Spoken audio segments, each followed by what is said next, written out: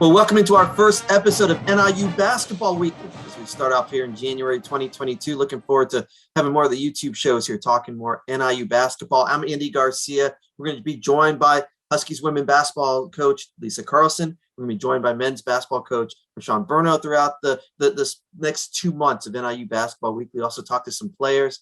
We're looking forward to it as both teams come in to this week and this weekend getting some wins. NIU men's basketball got a big win on the road at Kent State on Tuesday. The women have not played since last Saturday. They got the win at Ohio, a really big win. So with the COVID postponement on Wednesday night, this past Wednesday, NIU women's basketball not able to go to Western Michigan due to COVID protocol.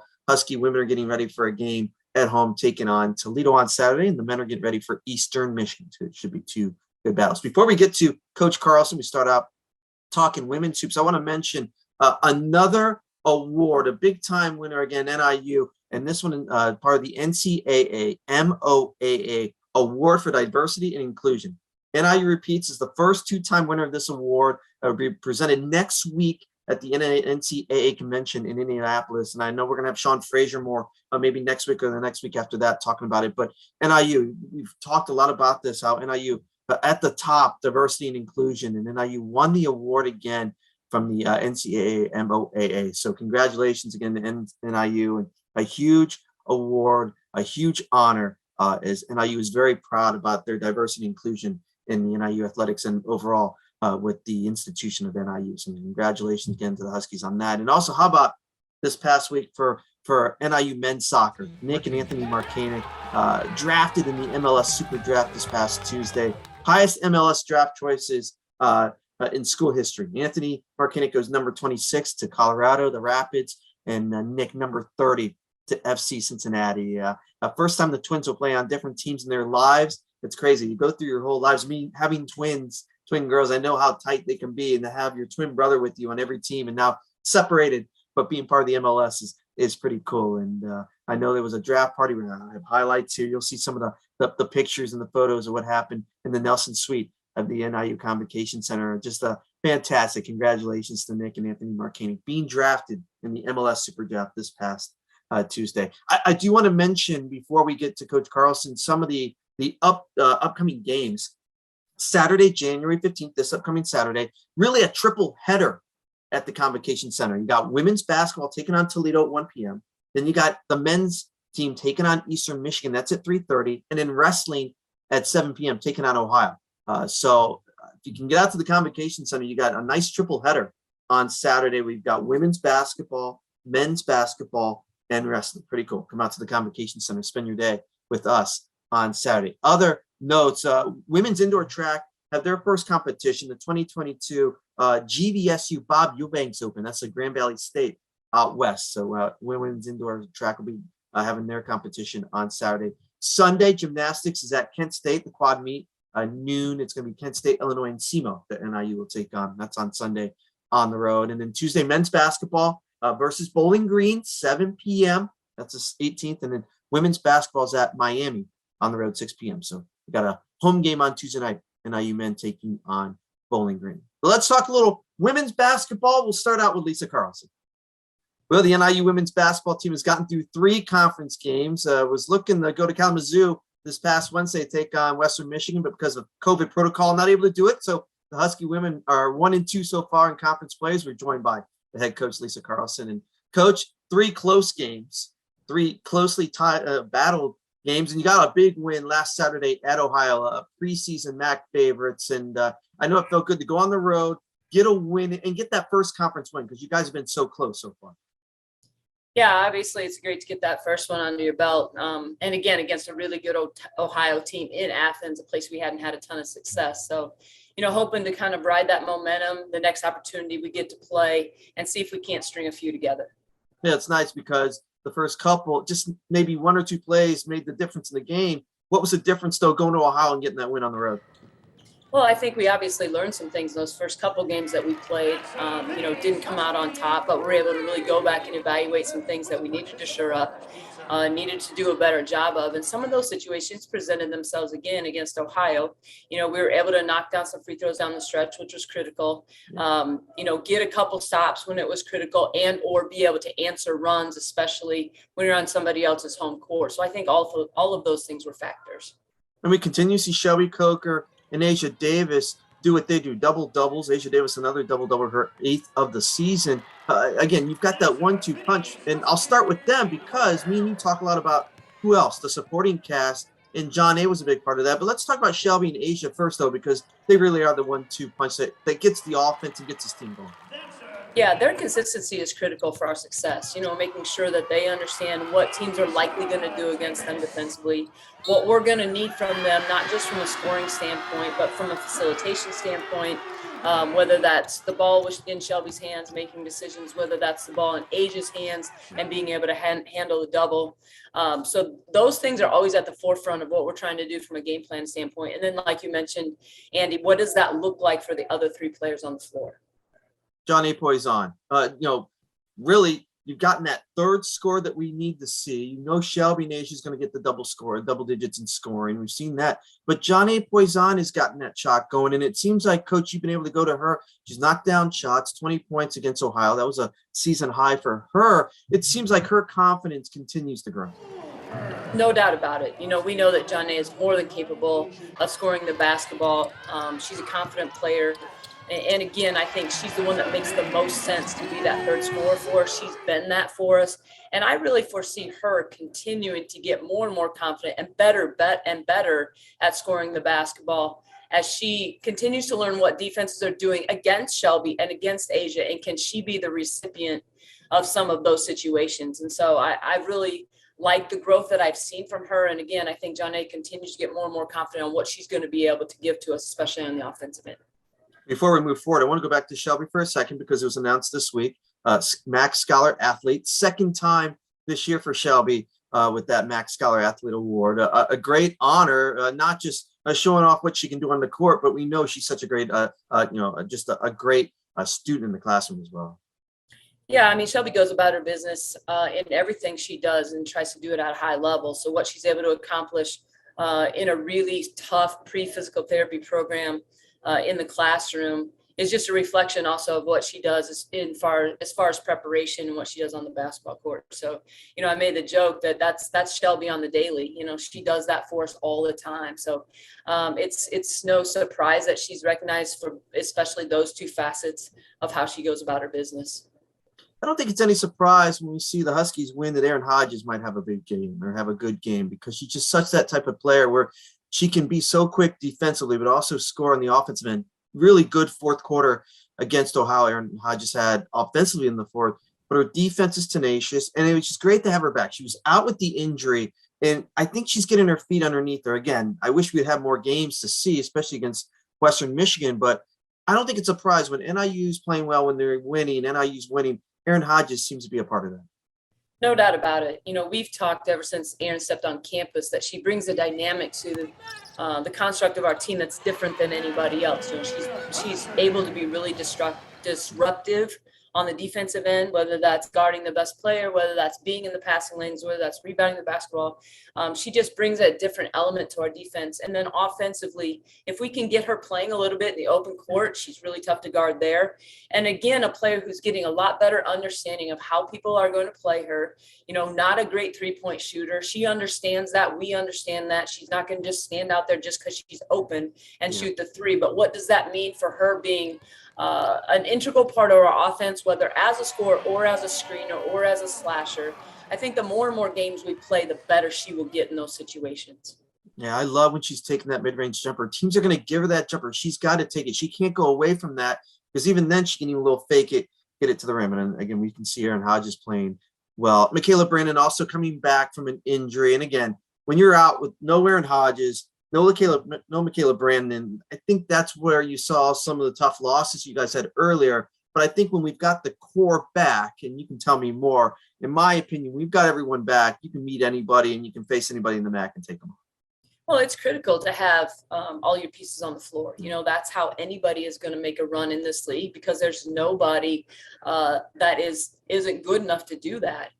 So we were excited to have Aaron and Kaela back. And again, I think those guys get more and more confidence, more and more comfortable, and really more and more healthy. I wouldn't say either one of them is at 100%, but their comfort level on what their bodies are allowing them to do, and then what we need them to do, again, within the confines of our offense and defense, I think all of those things continue to grow. So the more we play, the more comfortable they will get again in what they're doing. And I think all of those are good things.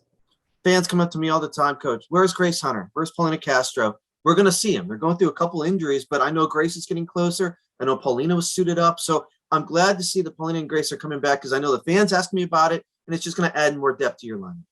Yeah, more depth and more experience. You're talking about two players who were really critical pieces to our season last year and even years in the past. So, two players that we were depending on to be a part of either in the starting lineup or part of the rotation, and the experience that they bring, understanding the rigors of the MAC. That's just something you can't teach a freshman, or you can't expect a freshman to feel the same way, or someone who hasn't had the experience that those two have had. So just from a leadership standpoint, it's going to make a big difference when we have the opportunity to have them on game day. Well, let's talk about some of the youth. That was some Mariah Pruitt. We've seen Laura Nickel. We've seen some McCray. We've seen some of the freshmen, some of the youth come in because maybe some of injuries, they've got more minutes than they thought, but they've come on, be productive. We saw Sydney McCray, 17 points on the road in a game earlier. So talk a little bit about how the freshmen have come out, or even some of the lower classmen come out and kind of stepped up their game. Yeah, obviously the minutes that they got in the non-conference when we were hit by a couple of injuries are critical to their development. We say all the time that you can't replicate game minutes in practice. You can do all you want in practice, but the lights are on, the fans are yelling. It's a different type of feel in a game. So those players you mentioned having the opportunity to get some really critical game minutes and exposure and a feel and an understanding, I think obviously will pay dividends probably down the road this year, but definitely in their development during their careers here at NIU.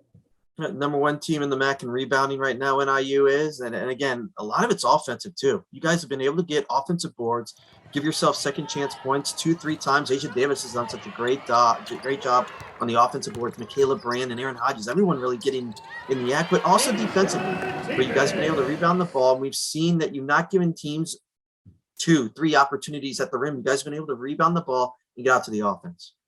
Yeah, I think that's really a point of pride for this team, understanding how critical that statistic is to our success.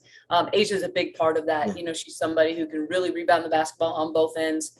And especially as teams do different things against her defensively, it puts her in position to be able to do some damage on the offensive glass. Yeah. And then we have people on the perimeter who do a really good job of tracking the basketball. So again, chasing down loose ball rebounds and giving us additional opportunities just because of their instincts when it comes to rebounding. Where have you seen Asia Davis's game get better? Again, the double-double, averaging that, leading the team, leading the MAC in rebounding, second up in the field goal percentage. Where have you seen her improve? Because me and you've talked about it in pre-games, and I expect Shelby and Asia even to step their game up even more when we get into these MAC games. And we know that Asia, it's interesting. Are they going to double team? Are you going to go one-on-one? What's your poison against Asia Davis because she's that effective down low? Yeah, I think as far as growth for her, it is in those situations, understanding all the different looks that she's going to get. We try and do the best we can in practice to simulate some of the double teams that she's going to see, or the different ways people are going to play, or whether they're going to, front her, whether they're going to play behind, let her go one-on-one, whatever it is. And because of that, I think probably the area that you see the best growth is her ability to pass the basketball. Understanding if they double, here's where my teammates are going to be. Here's how I'm going to be able to get them the basketball. And you see her assist numbers reflect that. Yeah. So I think the growth, again, she's put in a lot of work. She's a tough matchup one-on-one in the bottom half of the lane. I don't see a lot of teams just letting her go to work down there. And so her understanding, her study of the game, her study of herself, and then her study of what different looks she's going to see. I think all of those things have made her a much better player. You talk a lot about turnovers, and yes, you did turn the ball over against Ohio, but that's the type of team they want to do that to you. They're going to play that tight defensive, but in the moments that counted against the Bobcats, you guys were able to keep possession. As you said, get to the free throw line, make it count. Overall, this season, I think the turnovers have been down. We've seen less of those, I'll call them careless or those possessions where you don't even get a look at the basket. I know you're always talking about to the team, but this year we're seeing that turnover number be down. Yeah, we knew last year that was such an Achilles heel for us. We just gave too many possessions away. So it's been definitely an area of focus this year, making sure that we're getting shots on the offensive end. I think some of that is just the familiarity of our team playing together for an extended period of time now. And so an understanding of the offense, an understanding of each other, where everybody's going to be, and then just really the individual development. Again, we aren't a team that has, traveled a ton or thrown it to a backdoor cut when they're not there, things that are familiar with each other. And then also individual skill development, understanding that we need to shore up some of the footwork things that maybe got us in trouble last year. A couple more for you. The first one is, I know I get frustrated when we don't have a game. And I know, life is bigger than games with this pandemic, but for us who live the game, who I enjoy broadcasting games, I was disappointed, right? I want to do games. You want to be out there in the court. And we've had to go through some of these pauses. One, how do you keep your team going? How do you keep them motivated just because of what could happen? And how do you feel your team has done through some of these pauses, Deepa? Well, I'm not going to lie to you, Andy. It is frustrating, especially coming off a win. You're looking to jump back on the court, see if you can continue to build some of that momentum. But at the end of the day, you have to control the controllables. That's not something that we have control over. It's going to happen.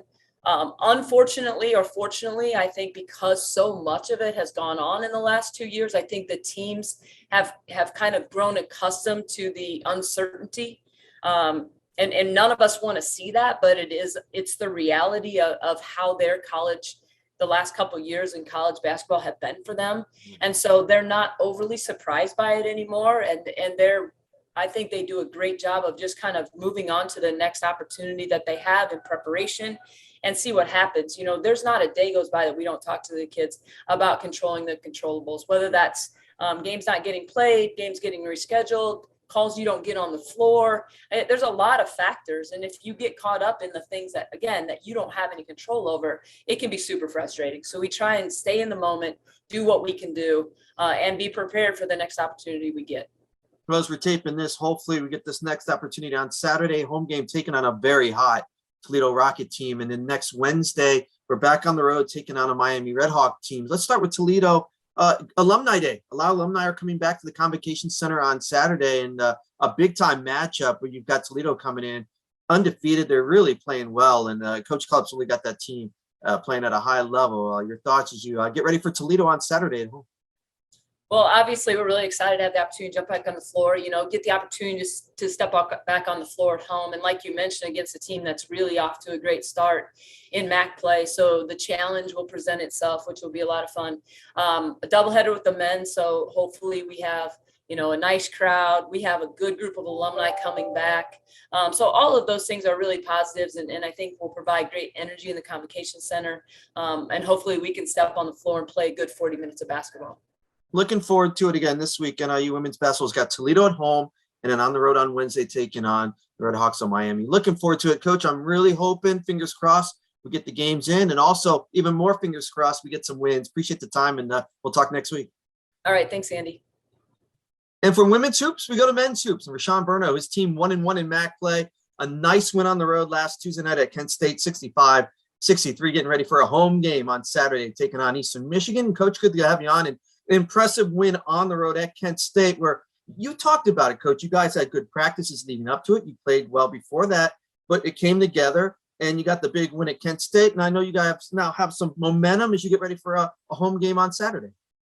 Yeah, Kent State was a good testament to these kids' resilience and toughness and belief in what we're trying to get accomplished.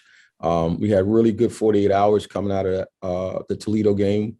We got Keyshawn back, and we got Kingsley's back, who was a huge added bonus going into the second half versus Kent State. So the guys are in a good space mentally, but they also know the task that's in front of us. And, we had a really good practice today.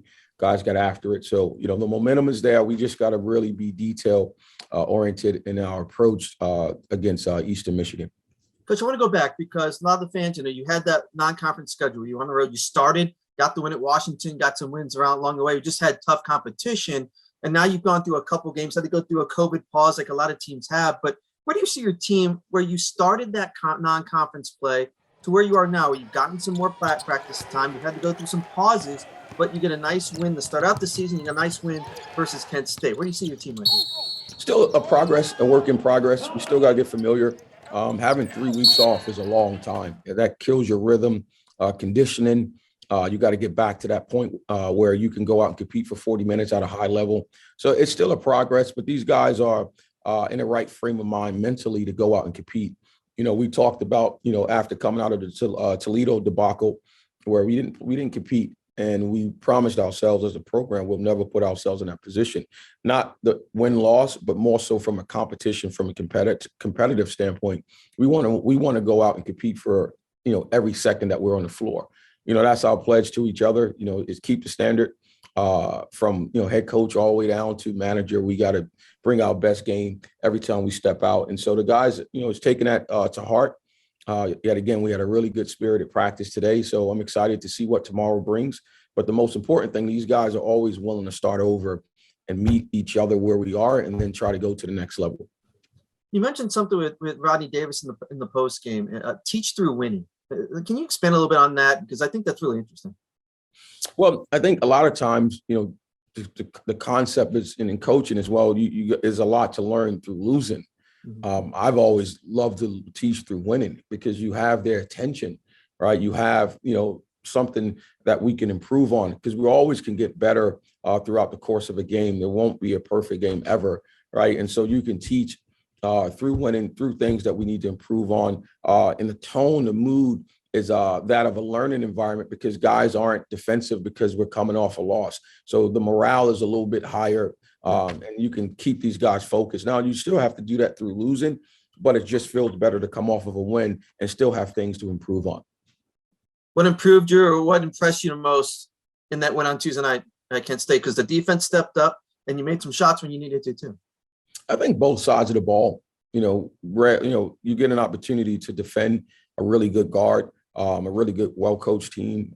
You take them out of what they want to do. But the other side, and we've done that throughout the course of the year for the most part, but we had struggled offensively. So to see Kingsley come in to shoot 48%, 50-something% from 3 was a breath of fresh air. Now we can continue to bring our hard hat on the defensive end. Now it will allow us to play a little bit more freely and less pressure on the defensive end when we can come out and execute and really put the ball in the hole. I expect us to do that more often now. Guys are feeling confident. Guys know the offense, know what they need to do. So I expect us to still be a really good defensive team, but also now put pressure on teams with our offense. And shooting is contagious, right? You shoot almost 50% from the 3-point line. You shoot well from the field. And again, hopefully that just continues to be contagious and you guys feel good about moving forward for everything you guys have been working for to see success, and especially on the road early in conference play, that can only help. Yeah, and that's something we're going to try to build off of. Obviously not having a ton of home games is obviously, I think, will lead to success later in the year, right? That's going to pay dividends. There won't be an environment that we haven't faced in regards to hostile environments. We went to Indiana. We've been at Missouri. We went to Dayton. These are some really, really big time environments in college basketball. So we understand what that looks like. Now we can be able to absorb, use the experience in regards to preparation. And now we're at home. At home, you got to, like anything, you got to defend your home court. We understand both teams are going to come in and try to obviously do their best to win. We got to protect home. And that's something that we talked about in the locker room. We got to have a good 48 hours of practice and preparation to go out and compete at a high level to give ourselves a chance to win. Yeah, we'll talk about Eastern Michigan and Bowling Green coming up this week. I want to go back to Kingsley OConnor. Career high 13 points out of Kent State. You mentioned him. Where have you seen him develop under your system? Well, just his confidence. Kingsley is a guy that he puts his hard hat on every day. He has high expectations for himself, and we do as well. But trying to get him to understand that, everything's a process, right? Everything's a process, and he's starting to listen. He competes very, very hard, and he's a skilled low post scorer who can step out to 15 feet and also be able to put his back to the basket and score over either shoulder. So we're excited for him. He's put the work in, and now he's seeing the fruits of his labor. Caleb Thornton, 17 points, career high. I've liked him since he stepped on campus. I think, he's got that speed. I mean, I think he's young, right? You're trying to mature him into what you want him to be on the court, but he is showing signs, right, Coach, of what you want to see, especially 17 points out of Kent State. Yeah, I think with KT, he's a kid that we rely on heavy to get us in and out of our offense. His job is the most difficult because he's the point of the snake. And so a lot of times when things go well, he gets credit. When things go bad, people look at him as well. So just trying to get him to balance his mindset going in every game, having a feel to get how to get guys going, how to run the team has been a process. And this is the first time he's been in an environment to where he would have to do a lot of that. So he's learning. It's never going to be perfect, but he's going to always be able to show up and compete. And so that's something that I'm very proud of with KT. He's done a tremendous job of fixing his offensive game as well. He's just a sponge to me, Coach. I think he listens to everything you say, and he's trying to play off of that and still be his game and work. And I think we're seeing more of that. I want to go back because I asked Lisa about this because I know as a broadcaster, hey, you're getting ready for a game, and then, hey, we can't play. No, we got COVID or something comes down with that. And she talked about how she tries to control the controllables with her team. But Coach, for you guys, that pause was even a little bit longer. How you keep the team together, how you keep them fresh and competing. We'll talk more about that in practice, but how is it to coach in these times where, man, I know it's tough for me just broadcasting, let alone not coaching or playing? I think what Lisa said is absolutely correct. You have to control what you can control. Obviously you try to prepare your guys that, next man up mentality. Yeah. And that's why you have a complete team. There's no one guy bigger than the team. And so, from a basketball standpoint, you try to keep guys fresh. You're right. You don't want to get diminished returns by overworking guys who are not in COVID. So we did a ton of skill work, ton of film, breakdown stuff. We did some conditioning stuff. We had, lift a ton, but we try to keep our guys sharp with ball handling, shooting. You can't get a lot of contact because it's the sheer numbers, but we competed a ton of 1-on-1s, 2-on-2s, 3-on-3s, just to keep guys in a competitive environment when the likes of the Keishons and the Trenders and those guys were able to come back to join us. Yeah. Anthony Crump has had some numbers as of late, and how is he kind of working into the system? Because we talked about him early when you guys started practice, that Crump could be a bigger part. What have you seen from him? Just he's a consummate pro. No matter what I've asked of him, he'll try to exceed in doing it. He's a guy that's our vocal leader. He brings it every day in practice. He's a Swiss Army knife for us on the court. He plays 1 through 5, switch 1 through 5. Consummate guy who can get it off the backboard and push. He gets us in our offense. He's been a pleasure to coach. Obviously we're working on his development on the offensive end. Yeah. So he's a guy that's going to constantly get better as the season goes along because he's going to constantly get confidence in himself. He's making threes now. He's putting the ball on the floor. He's just a matchup nightmare for teams because he can do a little bit of everything. When I hear you talk about competing in practice, I go right back to Thomas Hammock in football where, hey, you can be on practice squad running a running back, and then next week you can be Jay Ducker, now becoming freshman of the year in the MAC and doing what he does. How much is important? And we've seen that in your practice that you compete for playing time. But if you're going to compete, you're going to do well in practice. You're going to get minutes as well in the games.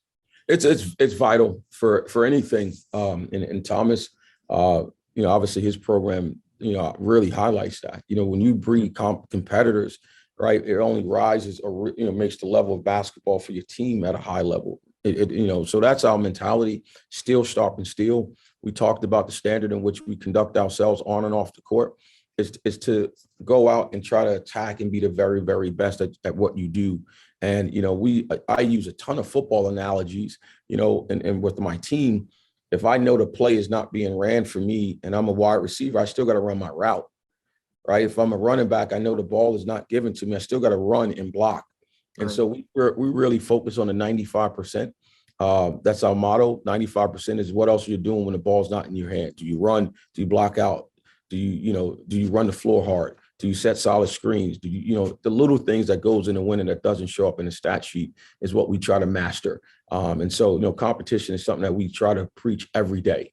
To get guys ready to go out and compete is you got to have solid players in practice pushing each other to try to reach their full potential. Let's talk about the upcoming week. You start with you got 2 home games. We'll talk about that being back at the Convo, but Eastern Michigan, Stan Heath, the guy's been around, and he's going back to his alma mater, and coming off a win they had against Central Michigan. Talk about the Eagles and what we can expect from them. Very, very tough, competitive team. Coach Heath has obviously been through it. Went to was his Elite Eight. Yeah. Very, very good, accomplished coach. He has a team that believes in the system. He has a tremendous offensive guard in Farrakhan.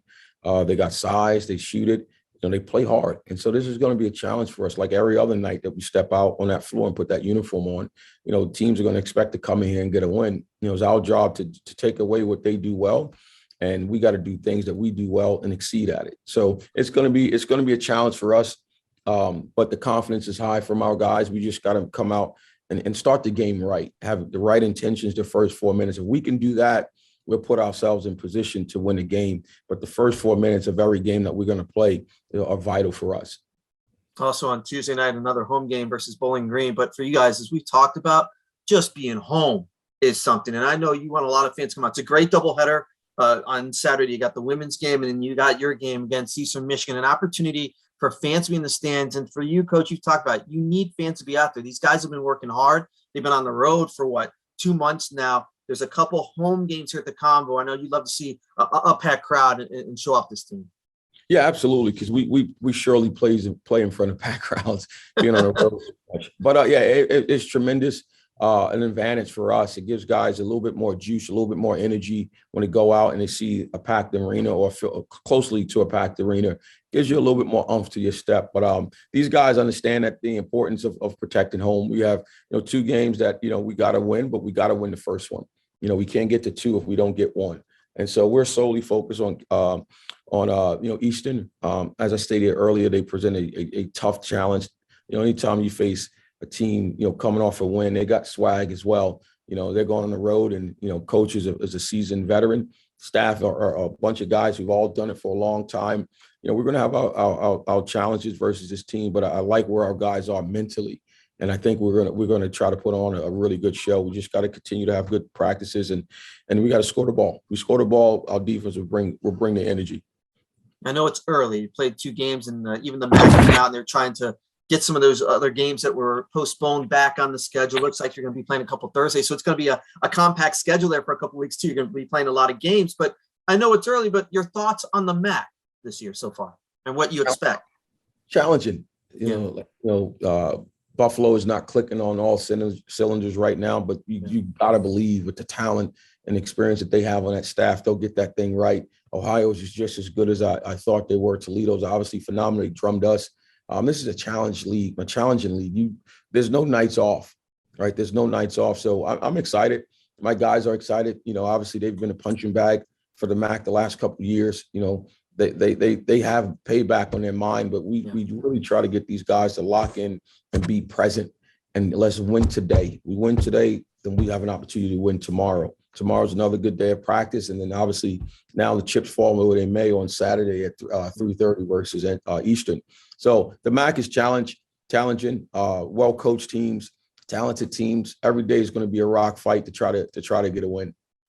Coach Burno's team coming off a nice win on the road at Kent State on Tuesday, looking for some home support the next 2 games. Eastern Michigan and Bowling Green starts on Saturday. Coach, appreciate the time and looking forward to having you on NIU Weekly more often.